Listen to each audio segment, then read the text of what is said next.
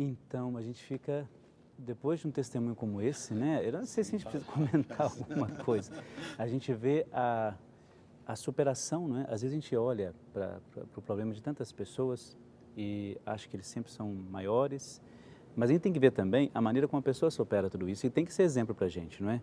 Não é só constatar que o outro tem problemas ou que parece que o outro tem mais facilidade nos seus problemas, mas a gente percebeu como que a pessoa superou. Você viu que como a fé teve um papel preponderante e ajudou essa mulher a superar tudo isso? Com certeza. Padre, enquanto eu ouvia e via o testemunho da Silvia, né, eu lembrava, recentemente agora, tem 8 dias que meu pai fez uma cirurgia.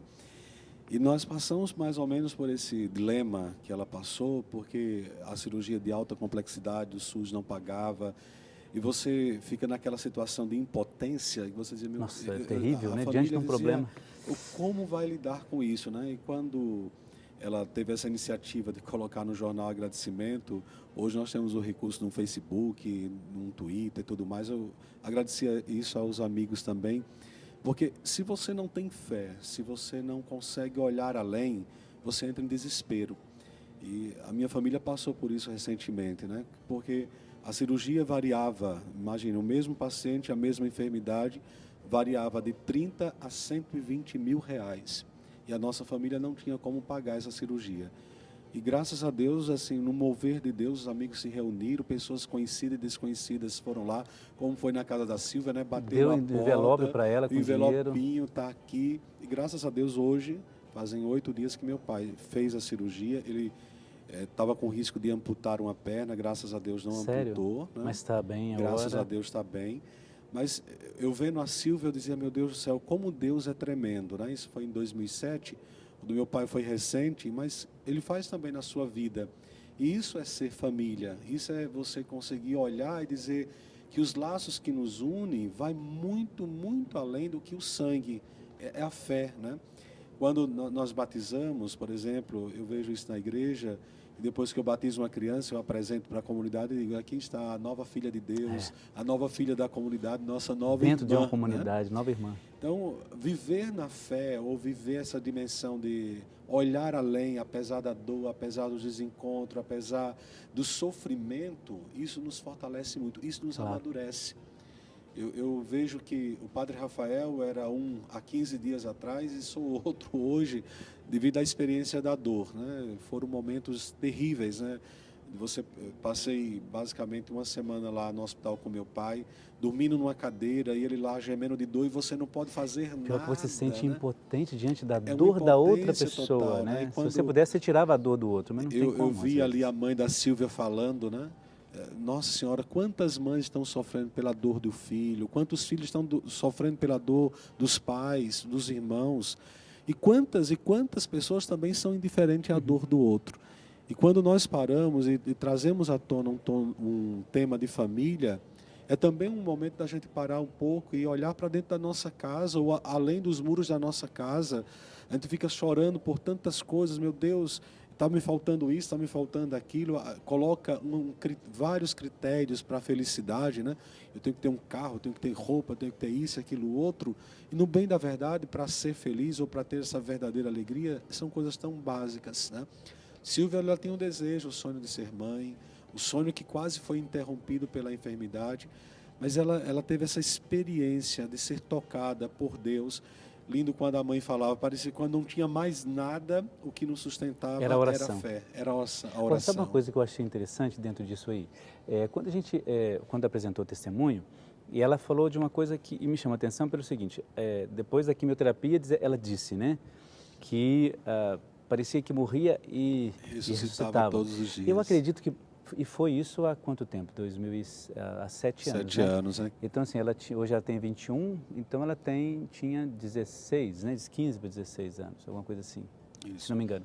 Então, eu digo assim, havia uma maturidade nessa menina. com certeza. E você tocou A nesse dor, assunto, né? lembra de um outro bloco que você Isso, tocou padre, nisso? eu acho lindo assim, porque muitas vezes a gente quer ter maturidade lendo livros, a gente quer ter maturidade tendo experiências tantas pela vida, mas eu creio todos os dias eu tenho professado isso. A gente amadurece, cresce na dor.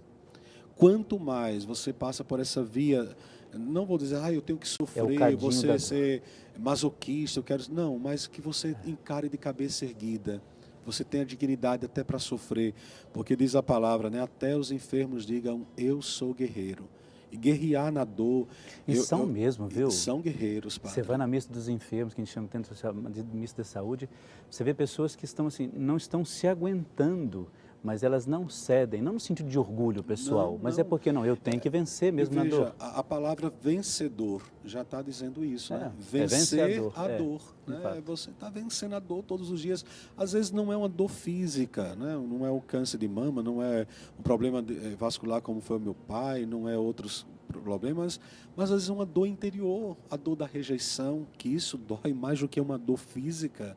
A dor da mágoa, do ressentimento, da indiferença. Quantos casais, quantas famílias vivem na indiferença? Isso é terrível, isso é terrível. Famílias que vivem eternamente aquele funk, me desculpe dizer, o funk do cada um no seu quadrado. Ado, cada um no seu quadrado. Indiferença total. E se virem os outros, né? Indiferença da alegria do outro, indiferença da dor, indiferença da existência do outro.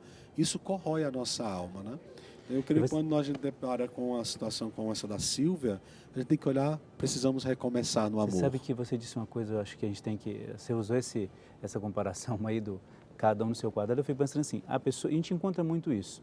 Eu acho que isso tem que servir de exemplo para a gente, um testemunho como esse da Sílvia, porque assim, a família esteve unida, a comunidade, os amigos estiveram unidos ao redor dela, e a gente, infelizmente, hoje vê pessoas, por exemplo, se o outro está sofrendo, ele fez alguma coisa para passar por aquilo ali. A pessoa não esquece o anterior e diz, não, vamos ajudar a pessoa agora, porque ela precisa de mim agora. E, além disso, agora, quando a pessoa está muito feliz, mas o que ela fez? Né? Aí tem aquele orgulho pessoal assim, olha, só eu posso ser feliz e nem sempre cede ou dá ao outro o direito também de ser feliz. Então, por isso que a gente tem que tomar muito cuidado com isso. Né? Com certeza. Nós não podemos ficar indiferente, mas também não podemos exigir que a felicidade seja só nossa. E quantas vezes eu posso ser um agente da felicidade ou da verdadeira alegria para os outros? Eu falo muito isso no programa Madrugada de Bênçãos, né? Quando nós vamos falar na temática de pedir um sócio, aquela coisa toda.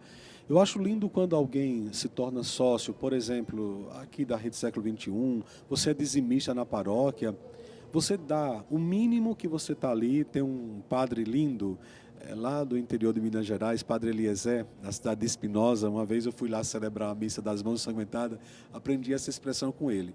Dividir a sua pobreza. Ou seja, quando você dar um pouco de si para o outro, você dá a oportunidade para o outro ser feliz. Imagine, num programa como esse, quantas pessoas são tocadas, quantas pessoas são reanimadas, quantas pessoas se colocam de pé mais uma vez, porque dizem, eu posso começar de novo, né? Eu posso começar de novo. E às vezes é uma coisa tão mínima que eu posso fazer. Quando a Sílvia falava, alguém chegava, aquele homem chegou com envelopinho, que ela não conhecia. Veja, fazer o bem sem olhar a quem. Isso é a grandeza da fé, né? É você poder sair de si para dar sentido à vida do outro. Eu creio que não tem a recompensa maior, não tem tesouro maior do que você ver o outro na sua dignidade e dizer assim, nossa, eu fiz um pouquinho de mim, né? Eu lembro que, eu acho que como a Sílvia provou, eu também provei isso, eu agradeci as pessoas que ajudaram na cirurgia do meu pai, e muita gente dizia assim, não, padre, eu não fiz mais do que minha obrigação, né?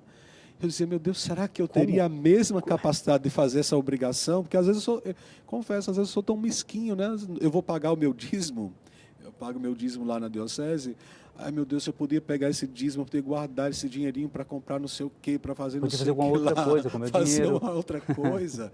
E quando você vê pessoas tão simples, dão um show de generosidade, um show de família, né? Você vê como é bom ser família de Deus, como é bom você ter fé, como é bom você recomeçar, como a Sílvia falava, morrer e ressuscitar todas as vezes que for necessário. Você sabe que ela ampliou o sentido de família, né? Aquelas pessoas que são solidárias. Muito bem, estamos conversando com o padre Rafael André sobre essa questão da família, tantas outras temáticas que vão surgindo a partir do nosso bate-papo, né? Mas a gente vai para um breve intervalo, daqui a pouco a gente já volta, é um instantezinho só. Até lá.